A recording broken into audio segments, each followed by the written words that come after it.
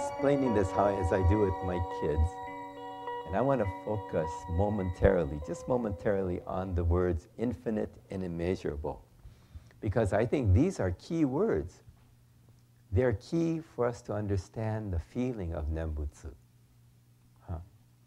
Infinite and immeasurable. These are great, huge words. But what do they describe? Second line, Shoshinge, Namo Fukashigi Ko. Namo, to think about, think upon. Fukashigi Ko, infinite light, which is the wisdom.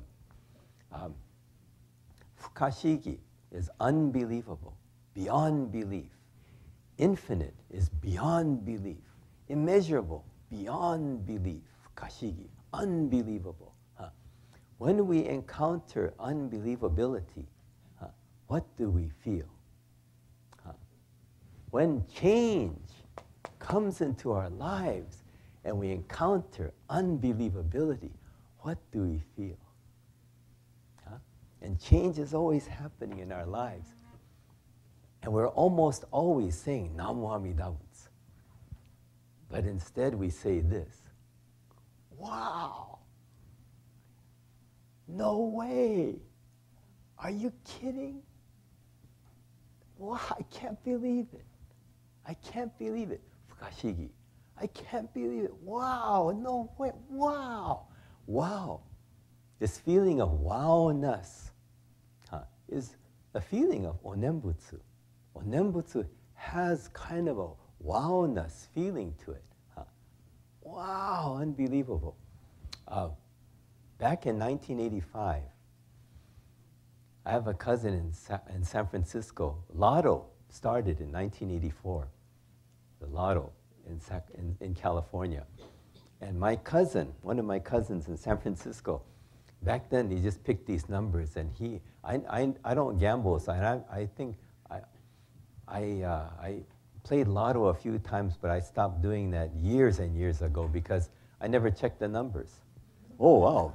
Oh, it's $40 million, I'll buy a ticket. And then, a month later it goes, oh yeah, who won that anyway? Where's that ticket? It's like, why even buy it?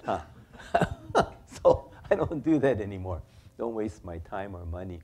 But my cousin Frank, he received 6 figures. He got a 6-figure win, almost $400,000, just by picking these numbers. Wow, $360,000, $70,000. My mom calls me and says, hey, cousin Frank, guess what? You won big in Lotto, almost 400,000. And what comes out of my mouth? Wow, you're kidding, I can't believe it. You really? Wow, I'm just saying, unbelievable. How unbelievable. Such impermanence manifests in my life, in his life, in our lives. Interestingly, within weeks, I received a call from one of my childhood friends, and his father passed away.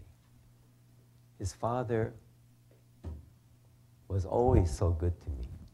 Growing up, I would be at his house a lot.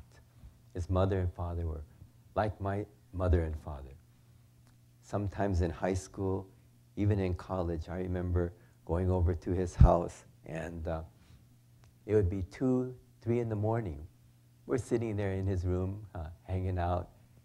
2:30 in the morning, his father would knock on the door, and he would come in with sandwiches and sodas. Can you believe that? What a sweet man. And he would stay for a while and ask me how I'm doing. And he goes, wow, stay as long as you want. Just drive home carefully. And he'd leave. And he was such a good, kind man. And I remember he did watch repair. And so many times he fixed this one watch. I had a Seiko watch that was self-winding. That's back in, in the early 60s. So it was, and it was still experimental, I guess, because that thing always broke. And every time he used to see me without my watch, he would say, hey, Bob, where's your watch? I said, oh, it broke again. He goes, oh, just give it to me, I'll fix it. He must have fixed that watch half a dozen times for me. I felt each time so bad. He says, oh, I'll fix it, don't worry about it. Such a good man. And I loved him. And when he called to tell me his dad passed away, same words came out of my mouth. I said, wow, I can't believe it. Really? Oh, no. Same words. Frank won lotto. My friend Ron's father passed away. Wow, can't believe it. What am I responding to? I'm responding to impermanence manifesting in our lives.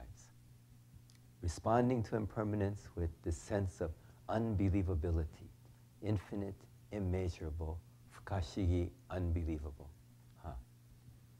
And I look back and I realize the wonderful caring and understanding that his father always gave me, cared for me, always trying to understand. Such a good man. And there is this thinking, realizing I'm surrounded by so much caring and understanding. And what is the result of this? Is a feeling of deep gratitude. Deep gratitude.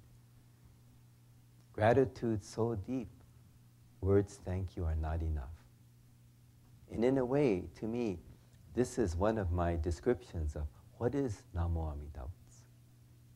Namo Amida Butsu is that level of gratitude so deep, the words thank you are insufficient.